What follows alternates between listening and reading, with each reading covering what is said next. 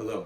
In this episode, we're going to take a look at some of the key roles of markets in economic development, and within that framework, key roles that are played by government and indeed civil society in providing underpinnings that make this important role of markets effective.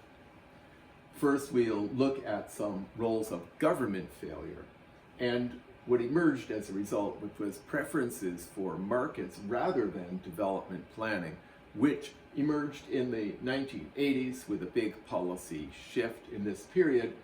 It had to do with problems of development planning implementation and general plan failure. Theory versus practice was a key part of this. In many cases, the plans were well put together and might have worked well in theory, though not all. In practice, the plans often had problems. There would be some deficiencies in the plans, but a lot of deficiencies in their implementation. Part of it had to do with insufficient or unreliable data, or both.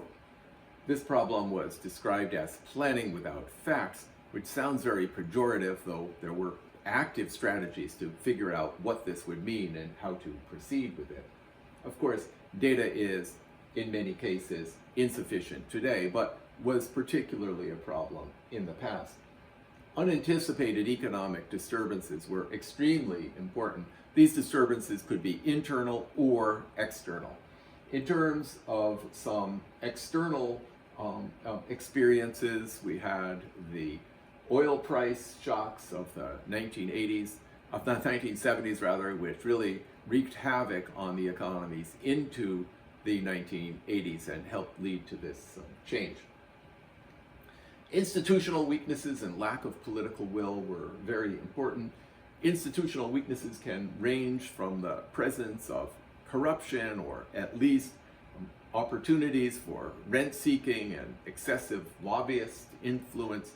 It can also refer to the fact that even within government itself, there were high rivalries sometimes between different factions, or for example, there would be a development planning commission, which nonetheless was in rivalry with the finance ministry, and without the two working together, the chance of plan implementation successes was relatively small. And it's fine to have a great development plan, but if there's no political will to implement it, that will be an issue as well. All of these problems are even more severe when you have countries that are really fragile states.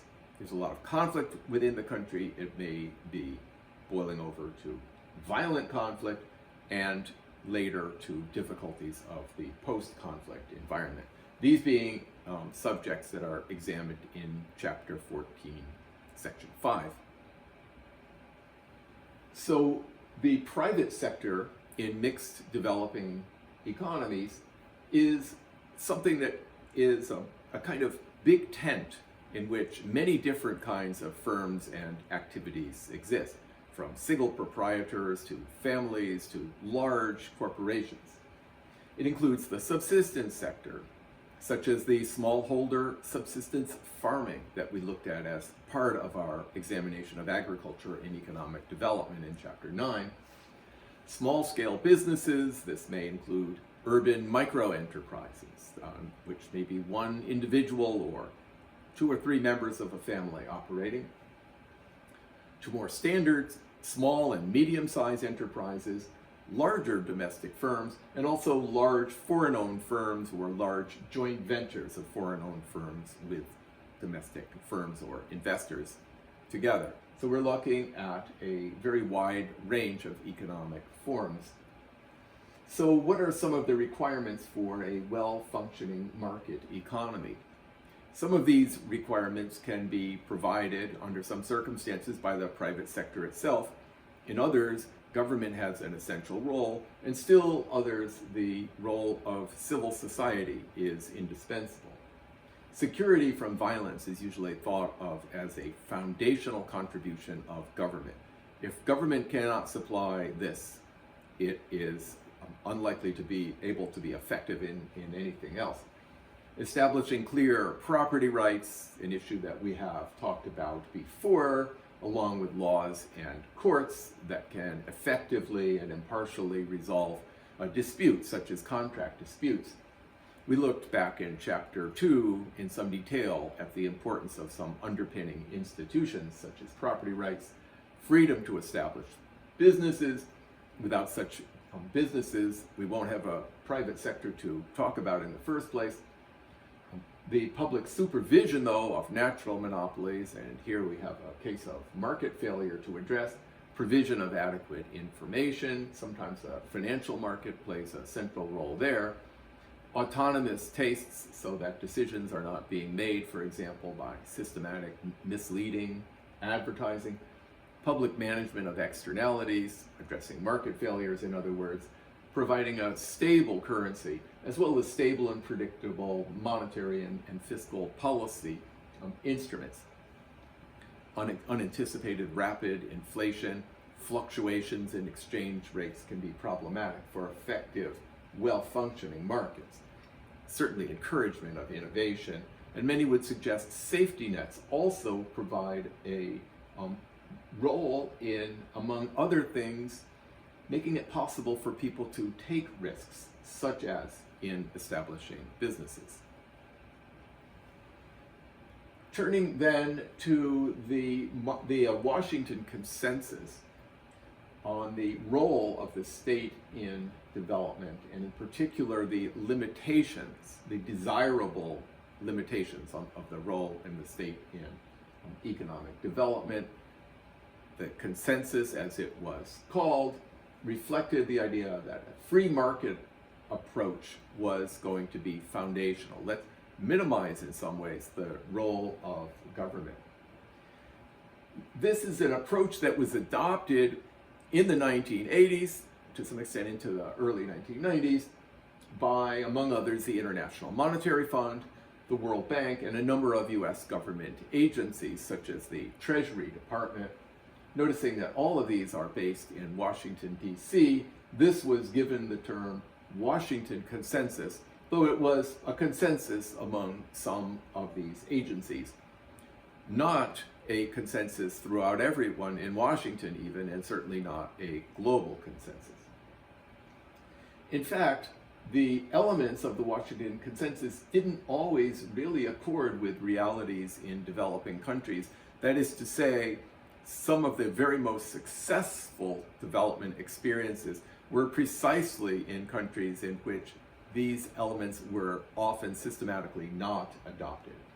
We'll get to that in box 11.1 in just a moment, considering the superstar economies of that period, or two of them, South Korea and Taiwan.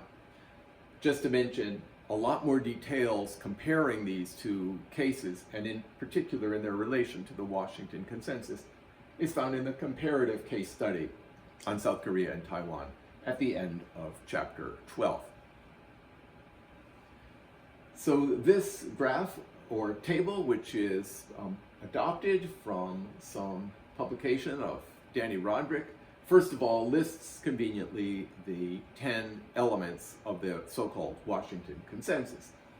Fiscal discipline, redirecting public expenditure toward health, education, and infrastructure, sometimes forgotten that that was a key element. Tax reform, including broadening of the tax base, which is to say, putting an end to an easy tax evasion or special loopholes in the law on taxation, as well as cutting marginal tax rates that were sometimes very high. Having unified and competitive exchange rates, so it did not matter what you were importing and what you were exporting in terms of what your exchange rate would be. Secure property rights, deregulation, trade liberalization, privatization, eliminating barriers to direct foreign investment, and financial liberalization. These were the 10. Two of the superstar economies, as I mentioned, of this period with very rapid growth were South Korea and Taiwan. If you look at these economies, you find that for the most part, the first 5 of these elements of the so-called Washington Consensus were met, with important exceptions, by these two economies, pretty closely met by the case of Taiwan. With the case of South Korea, there were many more exceptions. For example, there were periods where exchange rates were not uniform. But for the most part, on average, these two economies conformed pretty much with these first 5 elements, but not with the additional elements. Very limited deregulation until the economic development process had been much further underway. Trade liberalization also very limited in the early phases, at least until the 1980s, and in fact well beyond in some cases. Privatization, not really in the formative period for economic development. State-owned enterprises played a major role in both economies that's not well known. In terms of direct foreign investment, this was either heavily restricted or subject to very substantial controls. So unlike the Washington Consensus idea, it wasn't a matter of these economies just making themselves open to foreign investment. There was rather a careful consideration of which to accept and which to incentivize and which to essentially ban.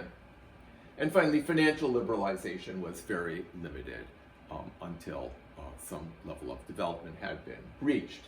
So this is, among other things, telling us that, one, markets play a very important role, essential role.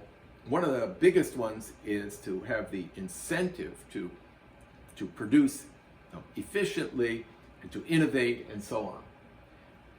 On the other hand, there's a necessary structure for markets to be effective, as we saw. So then, going beyond Washington Consensus, are we moving toward a new consensus?